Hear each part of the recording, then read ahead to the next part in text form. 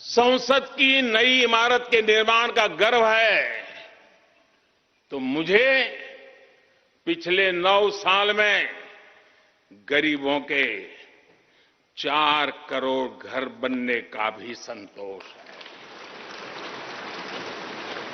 आज जब हम इस भव्य इमारत को देखकर अपना सर ऊंचा कर रहे हैं, तो मुझे पिछले 9 साल में बने 11 करोड़ शौचालयों का भी संतोष है, जिन्होंने महिलाओं की गरिमा की रक्षा की, उनका सर ऊंचा कर दिया।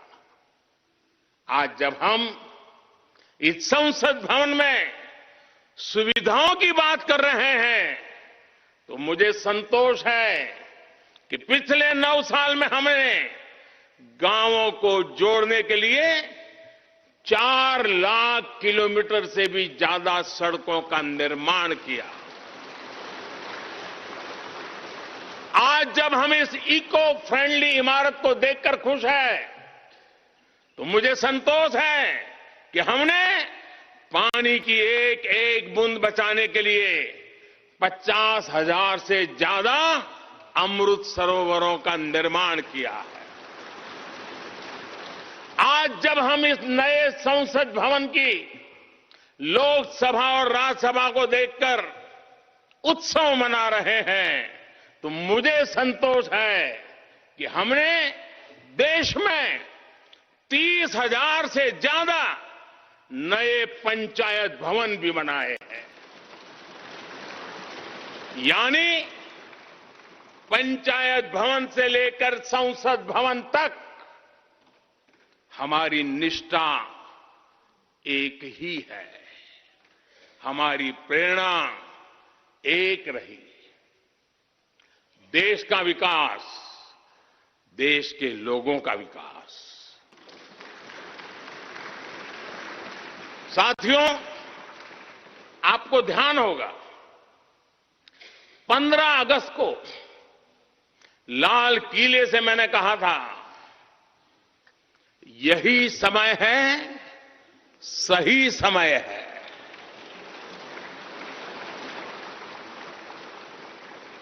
हर देश के इतिहास में ऐसा समय आता है जब देश की चेतना नए सिरे से जागृत होती है। भारत में आजादी के 25 साल पहले, 47 के पहले 25 साल याद कीजिए, आजादी के 25 साल पहले ऐसा ही समय आया था। गांधी जी के असहयोग आंदोलन ने पूरे देश को एक विश्वास से भर दिया था।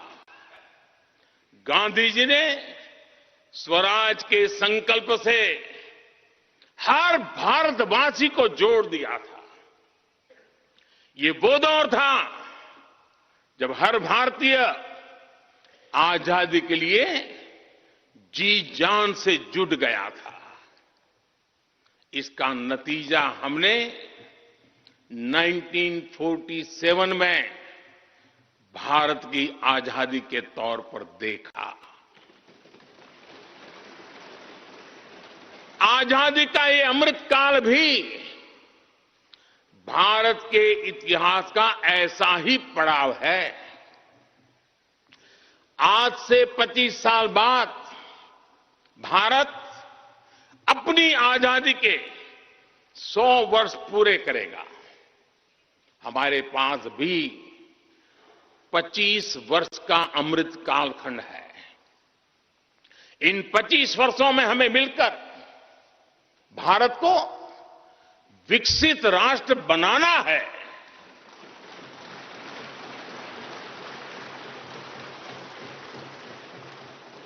लक्ष्य बड़ा है, लक्ष्य कठिन भी है, लेकिन हर देशवासी को आज इसके लिए जी जान से जुटना ही है।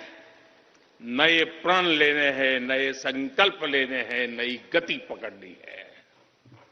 और इतिहास गवाह है कि हम भारतीयों का विश्वास सिर्फ भारत तक ही सीमित नहीं रहता।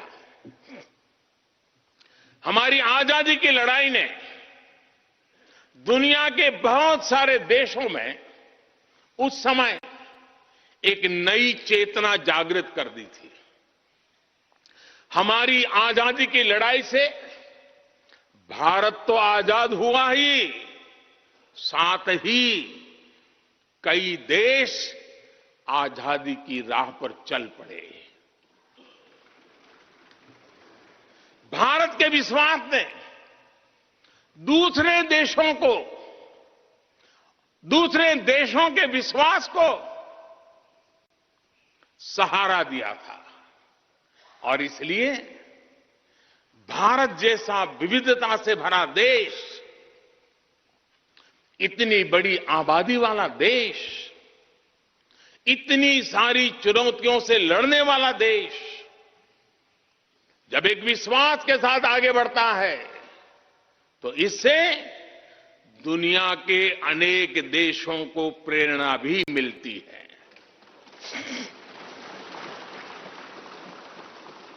भारत की हर सफलता आने वाले दिनों में दुनिया के अलग अलग भूभाग में अलग अलग देशों की सफलता के रूप में प्रेरणा का कारण बनने वाली है।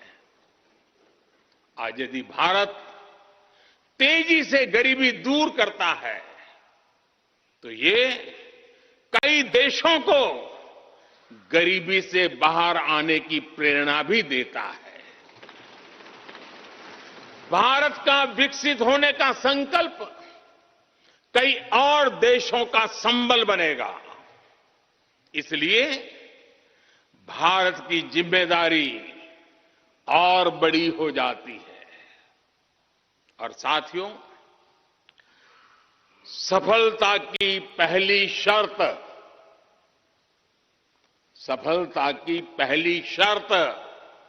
सफल होने का विश्वास ही होती है।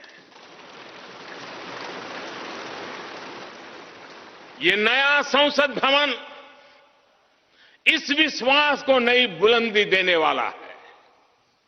ये विकसित भारत के निर्माण में हम सभी के लिए नई प्रेरणा बनेगा। ये संसद भवन हर भारतीय के कर्तव्य भाव को जागृत करेगा। मुझे विश्वास है इस संसद में जो जनप्रतिनिधि बैठेंगे वे नई प्रेरणा के साथ लोकतंत्र को नई दिशा देने का प्रयास करेंगे।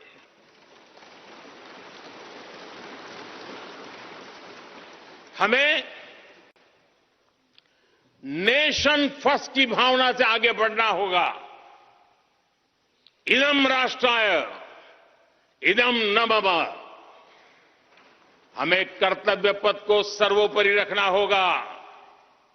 कर्तव्यमेव कर्तव्यम और कर्तव्यम न कर्तव्यम। हमें अपने व्यवहार से उदाहरण प्रस्तुत करना होगा। यद यदाचरति श्रेष्ठ तत्देव इतरो जनः। हमें निरंतर खुद में सुधार करते रहना होगा। उद्धरेत आत्मना आत्मानाम। हमें अपने नए रास्ते खुद बनाने होंगे। अपदीवो भव। हमें खुद को खपाना होगा, तपाना होगा। तपसो ही परम नास्ति तपसा विंदते महत। हमें लोक कल्याण को ही अपना जीवन मंत्र बनाना होगा। लोकहितम मम करणीयम। जब संसद के इस नए भवन में हम अपने दायित्वों का ईमानदारी से निर्वहन करेंगे तो देशवासियों को भी नई प्रेरणा मिलेगी। साथियों, दुनिया के सबसे बड़े लोकतंत्र को यह नई संसद एक नई ऊर्जा और नई मजबूती प्रदान करेगी।